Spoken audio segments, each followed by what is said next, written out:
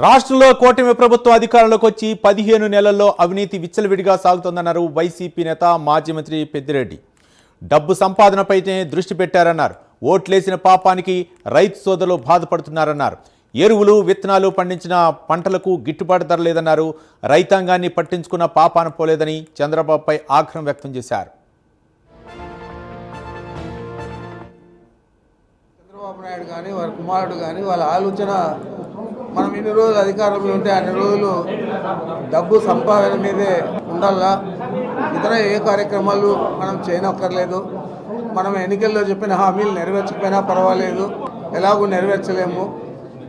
మరి డబ్బు సంపాదించేదానికి అధిక ప్రాధాన్యత ఇవ్వాలని చెప్పి చేస్తూ ఉన్నారు.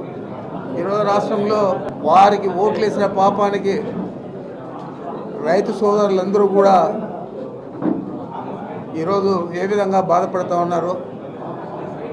వారికి గిట్టుబాటు ధరలకు మద్దతు ధర ఇచ్చే పరిస్థితి లేదు, ఎరువులు ఇచ్చే పరిస్థితి లేదు, పనిముట్లు ఇచ్చే పరిస్థితి లేదు, పెస్టిసైడ్స్ ఇచ్చే పరిస్థితి లేదు.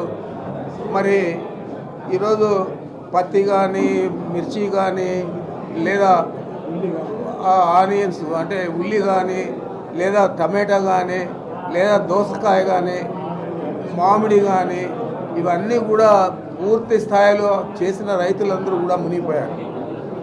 వారికి ఇంకా కొన్ని రోజులు పోతే ఇంకా హృదయ విదారకమైన